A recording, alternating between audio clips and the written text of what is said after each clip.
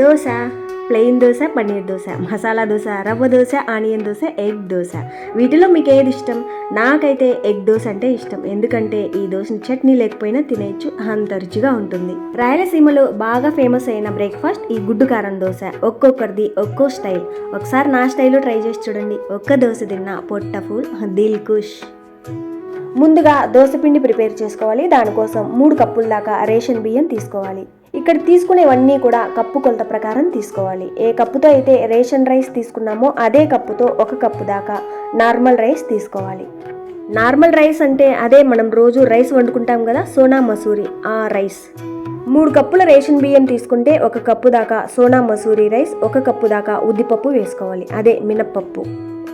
నేను తీసుకున్న ఆ పెద్ద గ్లాస్ రైస్ కోసం ఈ చిన్న టీ కప్పుతో పచ్చిశనగపప్పు 1 కప్పు, అదే శనగబేళ్ళు అంటాం కదా, పోపులో వేస్తాం, అవి వేసుకోవాలి. ఫైనల్గా ఒక 2 స్పూన్స్ దాకా మెంతులు వేశాక నీళ్ళు అనేవి తెల్లగా అయ్యేంత వరకు ఒక 4-5 సార్లైనా శుభ్రంగా కడిగిన తర్వాత మళ్ళీ నీళ్లు వేసి ఒక 6 గంటల దాకా బాగా నాననివ్వాలి. ఈ పప్పు ఒక 6-7 గంటలు బాగా నానిన తర్వాత ఇందాక పచ్చిశనగపప్పు వేసుకున్నాం కదా, అదే టీ కప్పుతో సగం కప్పు అటుకులు, వీటిని ఒకసారి శుభ్రంగా కడిగిన తర్వాత వీటిని వేసి గ్రైండ్ చేసుకోవాలి. వీటిని నానబెట్టాల్సిన అవసరం లేదు. ఒకసారి శుభ్రంగా కడిగిన తర్వాత ఈ బియ్యంతో పాటు వేసి గ్రైండ్ చేసుకోవచ్చు. ఒకవేళ అటుకులు లేకపోయినా ఈ అటుకుల బదులు ఉడికించిన రైస్ అయినా వేసుకోవచ్చు. మరీ ఎక్కువ వేయకుండా ఒక గుప్పెడు రైస్ వేసుకుంటే సరిపోతుంది. ఈ కొలత ప్రకారం తీసుకున్నా కూడా మిక్సీ జార్లో కంటే గ్రైండర్లో గ్రైండ్ చేసుకున్న పిండితోనే దోశలు అచ్చు బయట తిన్న రుచి అయితే ఉంటాయి. ఈ విధంగా మార్నింగ్ 10కి కానీ 11కి కానీ నానబెట్టిన ఈ పప్పుని 7కి గ్రైండ్ చేసి నైట్ అంతా పులిసిన తర్వాత మార్నింగ్ దోశలు ఎన్ని కావాలో అంత పిండిని పక్కకు తీసేసి మిగిలిన పిండిని ఫ్రిడ్జ్లో ఉంచి ఎప్పుడు కావాలంటే అప్పుడు వాడుకోవచ్చు. తీసుకున్న పిండికి సరిపడా, రుచికి సరిపడా సాల్ట్తో పాటు ఒక 1/2 టీ స్పూన్ కంటే కొంచెం తక్కువగా వంట సోడా వేసుకోవాలి. ఆ తర్వాత తగినన్ని నీళ్లు వేసుకోవాలి. తగినన్ని నీళ్లు అంటే దోశలు కొందరికి క్రిస్పీగా ఉండడం ఇష్టం, కొందరికి కొంచెం మందంగా మెత్తగా ఉండడం అంటే ఇష్టం. దాన్ని బట్టి ఇక్కడ నీళ్లు వేసుకోవచ్చు. క్రిస్పీగా పల్చగా కావాలి అంటే పిండి కొంచెం పల్చగా ఉండేలా చూసుకోవాలి. అదే కొంచెం మెత్తగా ఉండాలి అంటే పిండి కొంచెం చిక్కగా ఉండేలా నీళ్లు వేసుకుంటే సరిపోతుంది. ఈ దోశ పిండితో ఈ ఎగ్ దోశే కాదు, ఏ దోశలైనా వేసుకోవచ్చు, చాలా టేస్టీ. ముందుగా ఇందులోకి సింపుల్గా పల్లీ పచ్చడి అయితే చూసేద్దాం. దానికోసం చట్నీ ఎంత కావాలో దాన్ని బట్టి పల్లీలు వేయించుకోవాలి. ఇక్కడ ఒక 2 గుప్పెల పల్లీలు అయితే ఉంటాయి. రుచికి సరిపడా పచ్చిమిర్చిని వేసి మీడియం ఫ్లేమ్లో కొద్దిసేపు, లో ఫ్లేమ్లో కొద్దిసేపు ఉంచి ఈ పల్లీలు లోపల దాకా బాగా వేగేదాకా వేయించుకోవాలి. చూడండి, ఈ మాత్రం వేగిన ఈ పల్లీలకి పొట్టు తీసి మిక్సీ జార్లోకి వేసుకోవాలి. ఇక్కడ వేసే ఈ పచ్చిమిర్చితో ఒకవేళ కారం ఎక్కువ ఉంటుంది అనిపిస్తే పక్కకు తీసేసుకోవాలి. వీటితో పాటు కొంచెం చింతపండుతో పాటు రుచికి సరిపడా సాల్ట్ వేసి వీటిని కొంచెం నీళ్లు వేసుకుంటూ మెత్తగా గ్రైండ్ చేసుకోవాలి. పచ్చడి ఎలా ఉండాలో, పల్చగా ఉండాలా లేదా కొంచెం చిక్కగా ఉండాలా అన్న దాన్ని బట్టి ఇక్కడ తగినన్ని నీళ్లు వేసుకోవచ్చు. ఈ స్టేజ్లో ఉప్పు కారం అంతా సరిచూసి ఓకే అనుకున్న తర్వాత సర్వింగ్ బౌల్లోకి తీసుకోవాలి. దీనికి పోపు గట్రా ఏం అక్కర్లేదు, ఉల్లిపాయలు వేసి సర్వ్ చేసుకోవచ్చు. ఈ పల్లీ పచ్చడి ఈ ఎగ్ దోశలేకే కాదు, ఏ బ్రేక్ఫాస్ట్లోకైనా చాలా టేస్టీ. సరే, ఇప్పుడు వెళ్ళి దోశ పైన రాయడానికి కారం అయితే చూసేద్దాం.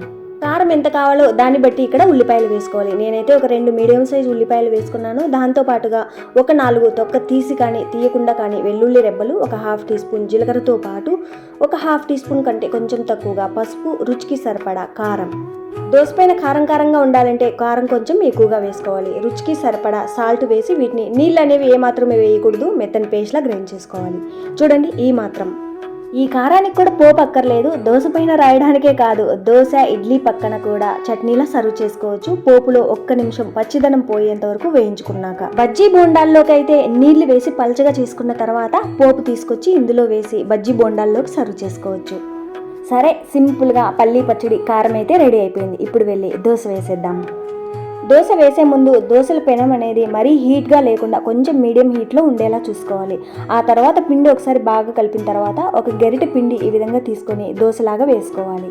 ఇక్కడ పిండి ఎలా ఉన్నా కూడా దోశ ఎలా కావాలంటే అలా వేసుకోవచ్చు. పల్చగా కావాలా, కొంచెం లేదా మందంగా, మెత్తగా కావాలా అన్న దాన్ని బట్టి.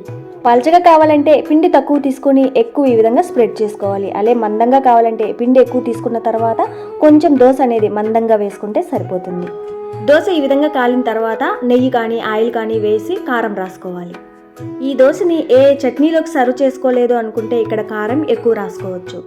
దోశ వేసే ముందు ఈ దోశల పెనం అనేది మరీ ఎక్కువ వేడిగా ఉంటే లో ఫ్లేమ్లో ఉంచుకోవాలి, లేదంటే మీడియం ఫ్లేమ్లో ఉంచుకోవాలి. తగినంత కారం రాసిన తర్వాత ఎగ్ వేసుకోవాలి. ఈ దోశని ఎగ్ వేయకున్నా కూడా సేమ్ ఇదే పద్ధతిలో చేసుకోవచ్చు. ఆ దోశ ఇంకా క్రిస్పీగా వస్తుంది. ఇక్కడ ఎగ్ వేస్తాం కాబట్టి ఈ ఎగ్ దోశ అనేది కొంచెం మెత్తగా వస్తుంది, క్రిస్పీగా రాదు. ఆ తర్వాత సన్నగా తరిగిన ఉల్లిపాయలు, కొత్తిమీర, పచ్చిమిర్చి, క్యారెట్ అనేది ఆప్షనల్ మాత్రమే, ఉంటే వేసుకోండి, హెల్దీనే కదా. ఏ చట్నీతో సర్వ్ చేసుకోలేదు అనుకుంటే ఇక్కడ పచ్చిమిర్చి కొంచెం ఎక్కువగా వేసుకోవచ్చు. ఈ దోశ మీద గుడ్డు వేయకపోయినా కూడా కారం రాసిన తర్వాత ఈ విధంగా ఉల్లిపాయ, కొత్తిమీర, పచ్చిమిర్చి వేసుకోవచ్చు. ఆ తర్వాత కొంచెం ఆయిల్ రాసి రెండో వైపు తిప్పితే ఈ ఉల్లిపాయ, క్యారెట్ ఇవన్నీ కూడా ఊడిపోకుండా ఉండడానికి ఈ విధంగా ప్రెస్ చేసుకోవాలి. ఇప్పుడు ఏం చేయాలంటే కింది వైపు దోశ అనేది అన్ని వైపులా సమంగా ఎర్రగా వేగడానికి ఈ పెనాన్ని అటు ఇటు జరుపుకుంటూ కాల్చుకోవాలి. మీడియం ఫ్లేమ్లోనే. గుడ్డు దోశ కాకుండా నార్మల్ దోశ అయితే కింది వైపు ఎర్రగా కాలినట్టు తెలుస్తుంది. ఆ తర్వాత రెండో వైపు తిప్పుకోవచ్చు. అదే ఈ ఎగ్ దోశకైతే పైన ఆమ్లెట్ అనేది పచ్చిదనం లేకుండా పోయి వేగింది అంటే ఓకే. రెండో వైపు తిప్పిన తర్వాత మీడియం ఫ్లేమ్లో 1 నిమిషం కాల్చుకుంటే సరిపోతుంది. ఫైనల్గా ఎగ్ దోశ అయితే చూసారు కదా. నార్మల్ దోశ కూడా చూడండి, కారం రాసిన తర్వాత ఉల్లిపాయ, కొత్తిమీర ఇవన్నీ వేసిన తర్వాత ఒకవైపే కాల్చుకుంటే సరిపోతుంది. రెండో వైపు తిప్పి కాల్చనవసరం లేదు. నార్మల్ దోశ అయినా, ఎగ్ దోశ అయినా, ఏ బ్రేక్ఫాస్ట్ అయినా సరే వాటికి సరైన నచ్చిన చట్నీలతో కానీ సాంబార్తో కానీ తింటే ఆ టేస్టే వేరప్ప.